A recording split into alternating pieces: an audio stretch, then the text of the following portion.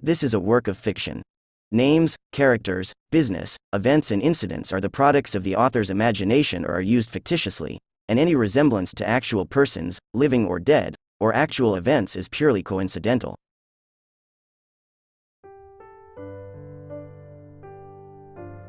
Naging sobrang busy ako sa mga sumunod pang araw, lalo na at naging seryoso nga talaga si Jazz sa pagkuha sa akin bilang Vice President niya sa SSG election. Nariyan ang mag-aayos kami ng mga campaign paraphernalia, mag-iikot sa mga school buildings para sa kampanya at madalas din kung magkaroon kami ng parang walang katapusang meeting. Parang blessing in disguise naman na naging busy nga kami, dahil kahit na papaano ay nawawala sa isip ko ang kakaibang nararamdaman ko para kay Yael. Although aminado naman ako na minsan ay nakakasama ko pa rin naman sila, bukod kasi sa kapatid ako ng matalik niyang kaibigan, ay mas naging close pa kami ni Jazz nitong mga nakaraang araw na tropa din niya. Busy. Bahagya akong napalingon sa nagtanong isang araw habang nakaupo ako sa isang bench sa Rose Garden ng University, at gumagawa ng report gamit ang laptop ko. Medyo kumunat ang noo ko nang makita si Yael na lumapit sa akin. May dala siyang 2 milk tea tapos ay inilapag niya sa harap ko ang isa. Lumingon pa ako sa likuran niya para tignan kung may kasama siya, pero wala, mag-isa lang siya. Mag-milk tea ka muna, dagdag pa niya bago umupo sa tabi ko. Salamat Kuya Yael, bakit nandito ka? Tanong ko naman. Maaga kasing natapos ang klase namin, tapos paalis na sana ako pero nakita kita dito, kaya lumapit na ako. Sagot naman niya tapos ay matamis pang ngumiti. Hindi nakita gaanong nakikita nitong mga nakaraang araw. Unless, kasama mo ang kuya mo. Sobrang busy na ba natin?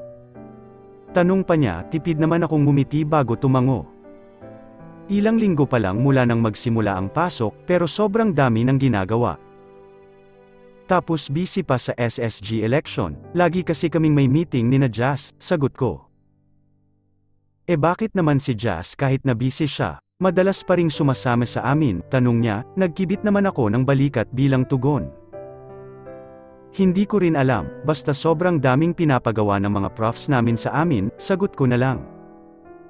Mukha nga, nakalimutan mo kasi agad na may utang ka pa sa akin, wika niya at ngumiti na naman. Iyong ngiti na ayaw ko talagang nakikita, kasi sobrang gwapo talaga niya. Pakiramdam ko ay mas mahuhulog lang ako dahil sa ngiting yon. May utang ako sayo? Nalilitong tanong ko, tumango naman siya bilang tugon. Hindi ba sinabi mo gagawan mo ako ng cookies, kasi ang akala mo nagalit ako sayo at gusto mo na makabawi sa akin? Saad niya tapos ay mahina pang natawa. Oo nga pala, pasensya na at nawala nga sa isip ko. Hindi bale, kapag medyo nabawasan na ang mga ginagawa ko, gagawa na kita, tapos dadagdagan ko ulit ng cupcakes, agad na sagot ko. Okay lang Marky, nagbibiro lang naman ako.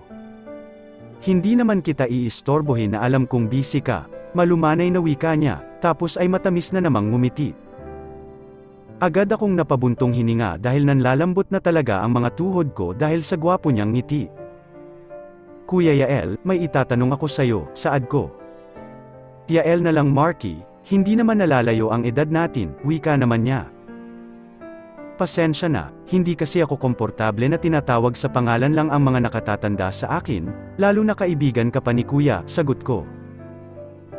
Hindi ko sasagutin ang kahit na anong tanong mo, kapag tinawag mo pa akong Kuya, may halong pagbabanta na saad niya, mahina naman akong natawa dahil doon. Di susubukan ko. Wika ko ulit. Yael, pwede bang magtanong? Pag-uulit ko, malawak siyang napangisi dahil doon bago tumango. Hindi ba mas okay kapag ganyan? Parang magtropa na kasi talaga tayo, saad niya. Ano ba ang itatanong mo? Tanong pa niya. Saglit naman akong natigilan bago nag-isip kung paano ko itatanong sa kanya ang gusto kong itanong. Mabait ka ba talaga?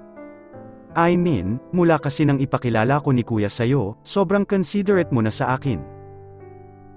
Kaya iniisip ko kung mabait ka ba talaga kahit na kanino, o sadyang nakikisama ka lang sa akin dahil nga magkaibigan kayo ni Kuya, wika ko. Bakit, mukha ba akong hindi mabait? May halong pagbibiro na tanong naman niya.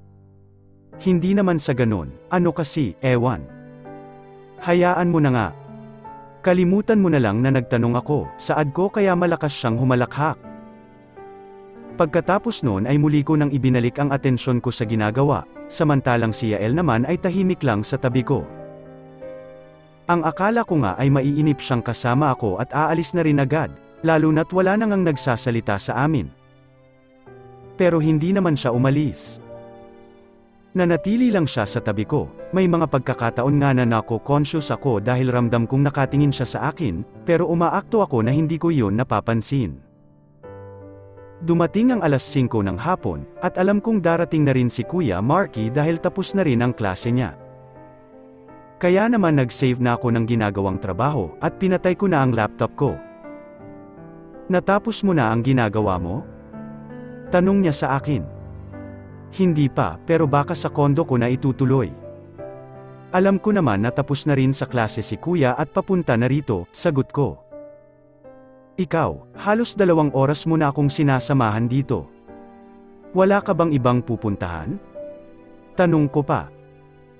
"Wala naman, kung may pupuntahan ako, edi sana kanina pa ako umalis at iniwan na kita," sagot niya. Bahagya akong nag-iwas ng tingin kasi ay nakaramdam na naman ako ng konting kilig dahil sa narinig. Wala namang ibang kahulugan ang sinabi niya, pero iba pa rin ang epekto sa akin, gaya ng dati. Baka nababaliw na talaga ako. Ayan na pala si Kuya, paano, aalis na rin kami.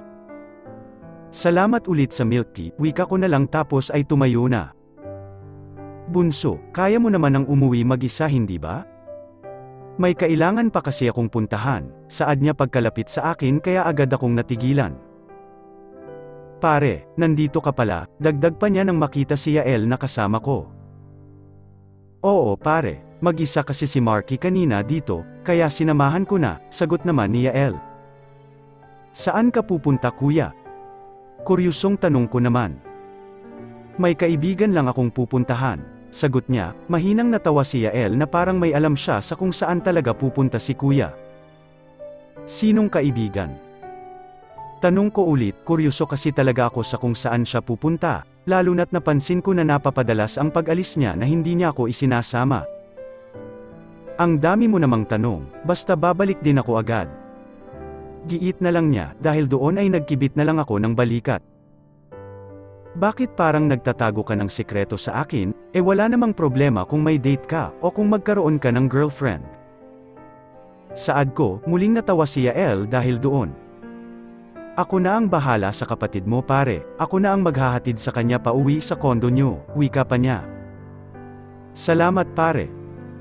Agad na sagot ni Kuya bago nagmamadaling umalis na at iniwan na kami, ni hindi man lang kasi niya sinagot ang tanong ko. Sa huli ay napabuntong hininga na lang ako bago lumingon kay Yael. Kuya Yael, hindi ko pa nagagawang sabihin ang sasabihin ko sana nang nagsalita na siya agad. Yael na nga lang sabi, pagputol niya sa sasabihin ko. Okay, Yael, pagtatama ko naman sa sarili ko. Kaya ko nang umuwi mag-isa, salamat ulit, wika ko. Tapos ano? Hahayaan kita na mawala ulit? Huwag ka nang makulit at hayaan mo akong ihatid ka, giit niya, hindi na ako nakipagtalo pa kasi alam kong hindi naman ako mananalo sa kanya. Dahil doon ay sabay na kaming naglakad papunta sa parking lot para nga makaalis na. Nang nasa biyahe na kami ay tahimik lang kaming dalawa, hanggang sa siya na rin mismo ang bumasag ng katahimikan. Kailangan mo na bang tapusin ngayon yung ginagawa mo kanina? Tanong niya. Oo, pero malapit naman na akong matapos at kaya ko namang tapusin yon mamayang pagka-uwi ko. Bakit mo na itanong? Sagot ko. Wala lang, kung hindi ka sana busy isasama na muna kita, wika niya. Saan naman? Agad na tanong ko. Ako ang bahala, okay lang ba kung isasama muna kita? Sagot niya tapos ay tipid lang ng ngumiti, nagkibit naman ako ng balikat bago tumango bilang pagsang-ayon. Sakto na nakita ko ang daan kung saan ipapasok dapat niya ang sasakyan papunta sa kondo, pero hindi siya dumiretso doon.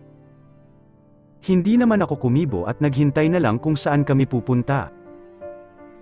Pagkaraan ng halos kalahating oras, nakita ko na ipinasok niya ang sasakyan sa isang kanto, tapos ilang minutong biyahe pa ay pinasok naman niya yon sa isang malawak na bakanting lote.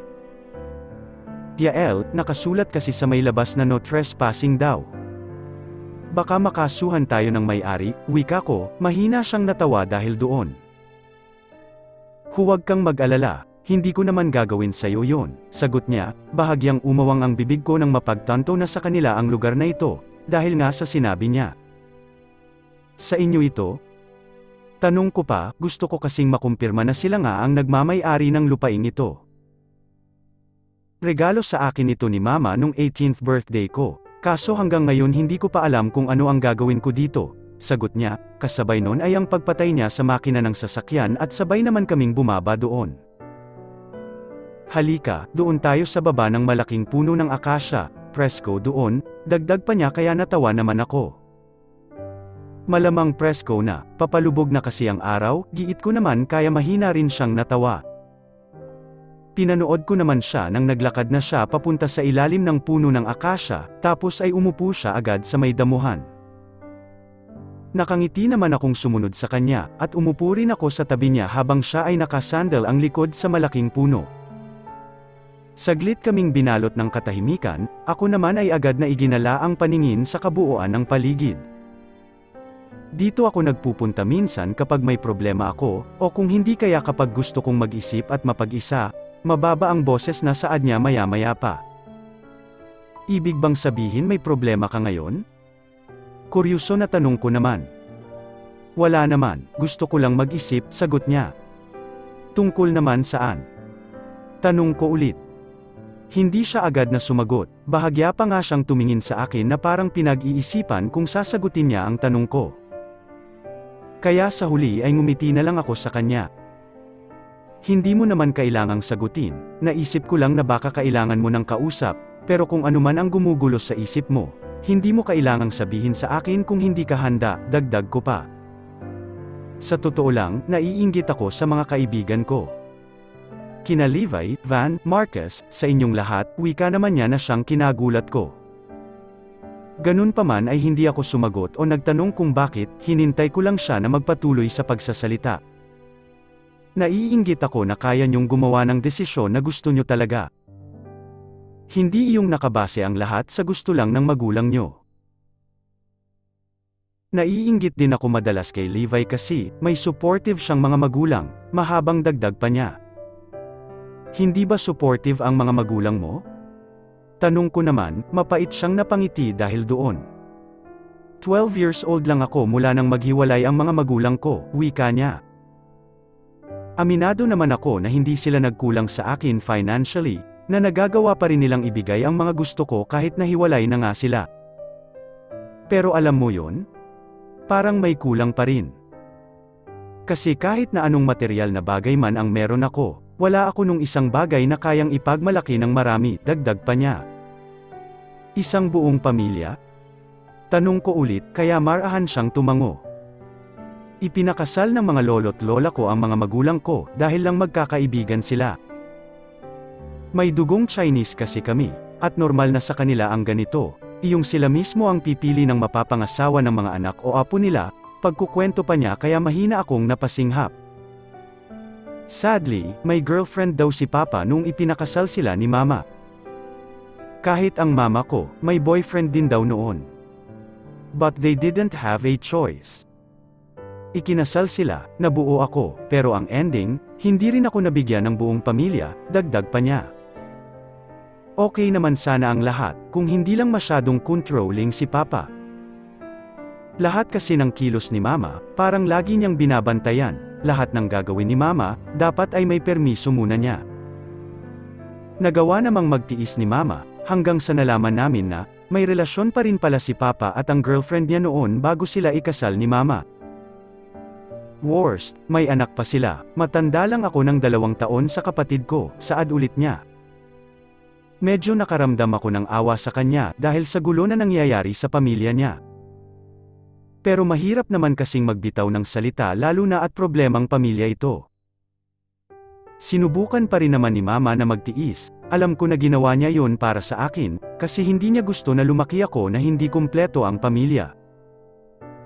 Pero hindi na niya nakayanan masyado na daw siyang nasakal kay Papa. Kaya naghiwalay din sila, wika pa niya. Alam mo ba, hindi ko naman talaga mahal o gusto man lang si Amira, dagdag pa niya. Umabot kayo ng 2 years, pero hindi mo siya mahal. Nalilito na tanong ko. Si Papa ang may gusto na maging kami, kasi nga ay kasosyo niya sa negosyo ang Papa ni Amira at kaibigan niya ito. Kahit mga date namin ni Amira, sila ang nagseset. Sila ang nagdedesisyon ng lahat. Gusto nilang gawin sa amin ang ginawa ng mga lolo't lola ko sa kanila. Gusto nila na pagkatapos namin sa pag-aaral, ay ipapakasal din nila kami ni Amira. Sagot niya kaya napanganga na naman ako. Teka, sinubukan mo na bang kausapin ng Papa mo tungkol dito? Baka naman pwede mo pa siyang mapaki-usapan, I mean, siya mismo alam niya ang pakiramdam na napipilit sa isang bagay na hindi niya gustong gawin. Kaya naniniwala ako na hindi niya gusto na ganun ang maramdaman mo, wika ko naman. Ilang beses ko nang sinabi, pero parang bingi naman siya sa paliwanag, hanggang sa napagod na lang ako at hindi na nakipagtalo pa. Alam ko rin naman na wala akong magagawa, sagot niya. Bakit hindi ka humingi ng tulong sa mama mo? Tiyak ako na tutulungan ka niya, saad ko ulit. Hindi ko gusto na problemahin pa niya ang problema ko. Lalo na matagal siyang nakulong kay Papa. Ngayon, alam kong masaya na siya kasama ang isang lalaki na nagmamahal sa kanya ng totoo. Iyong susuportahan siya sa lahat ng gusto niya, at iyon ang deserve niya. Kaya as much as possible, ayaw kong alisin sa kanya yun, sagot ulit niya. So, papayag ka na lang sa gusto ng Papa mo, ganun ba? Paano pala kapag bigla mong nakilala yung tao na mamahalin mo talaga, edi ikaw din ang nahirapan? Giit ko naman. Parang naging malinaw sa akin bigla kung bakit parang may kakaiba sa kanila ni Amira.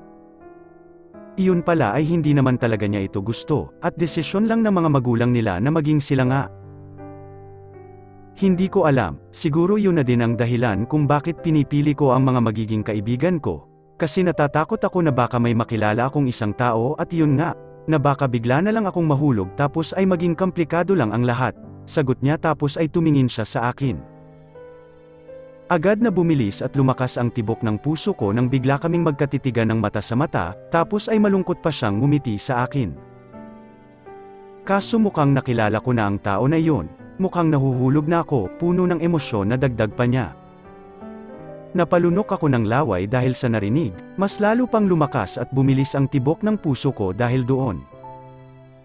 Hindi ko alam kung ano ang isasagot ko sa sinabi niya.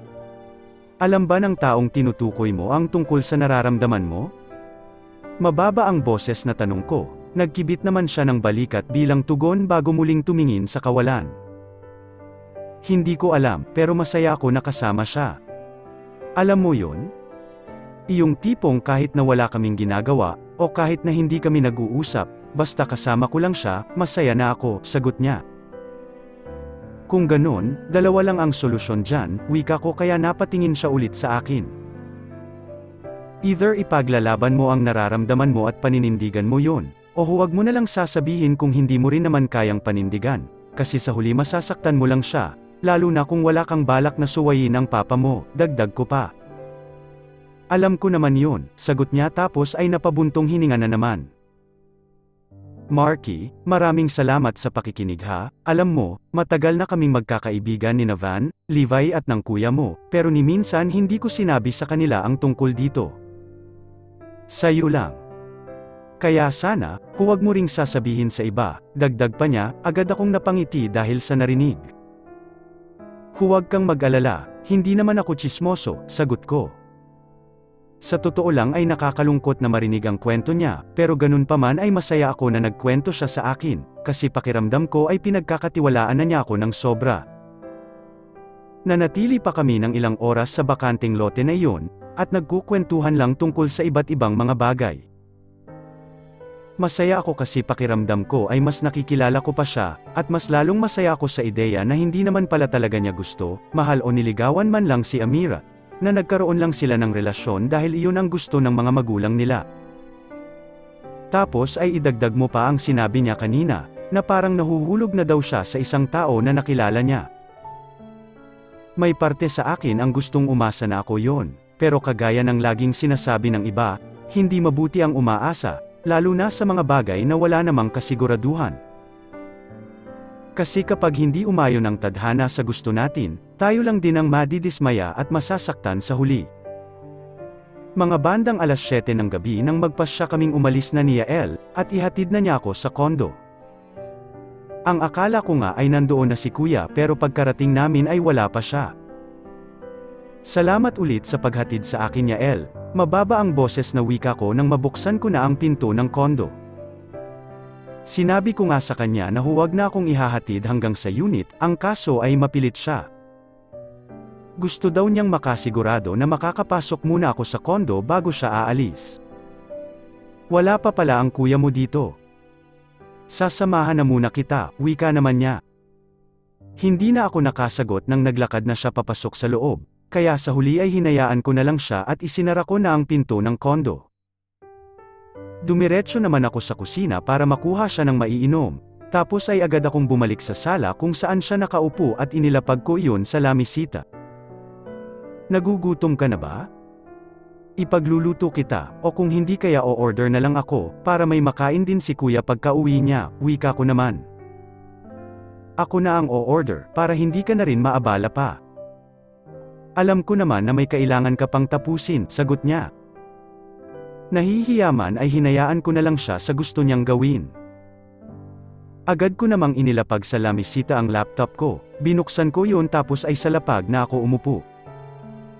Pagkatapos noon ay wala nang nagsalita sa amin, at pinagpatuloy ko na ang ginagawang research na hindi ko natapos kanina.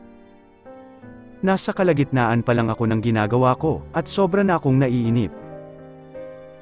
Pakiramdam ko nga rin ay napapagod na ng sobra ang isip ko, at gusto ko nang matulog at makapagpahinga, habang si Yael naman ay busy manood ng NBA sa TV namin. Medyo nagising lang ang diwa ko nang dumating na ang order niyang pagkain, pizza yon at carbonara. At dahil wala pa rin si Kuya, ay kaming dalawa na ang sabay na kumain. Feeling ko nga ay maling desisyon na kumain ako, kasi nang matapos ay mas lalo lang akong nakaramdam ng antok. Inaantok ka na ata, gusto mo tulungan na kita, wika niya kaya agad akong napalingon sa kanya. Hindi na Yael, sobra na akong nakakaabala sa'yo. Hinitid mo na nga ako dito, tapos ngayon nandito ka pa rin para samahan ako, at ikaw pa ang gumastos ng dinner. Kung umuwi ka na kaya para makapagpahinga ka rin? Alam ko naman na napagod ka rin sa klase mo, mahabang saad ko. Pinapaalis mo na ba ako? May halong pagbibiro na tanong naman niya kaya agad akong napangiti. Hindi naman sa ganon, iniisip ko lang na baka gusto mo nang magpahinga, agad na sagot ko. Well, kung gusto mong magstay dito okay lang naman, dagdag ko pa tapos ay agad akong umupo sa sofa para saglit na itigil ang ginagawa. Magpapahinga muna ako saglit, medyo sumasakit kasi ang ulo ko sa mga kailangang gawin, wika ko pa. Pwede ko bang tignan? Tanong naman niya kaya nakangiti akong tumango. Siya naman ang umupo sa lapag para matignan nga ang ginagawa ko, hinayaan ko naman siya tapos ay saglit kong ipinikit ang mga mata ko. At dahil doon, hindi ko namalayan na nakatulog na pala ako. Kung hindi ko lang narinig ang boses ni Kuya at ni Yael na nag-uusap ay hindi pa ako magigising. Kuya, nandito ka na pala. Kumain ka na ba? Nag-order ng pagkain si Yael, saad ko.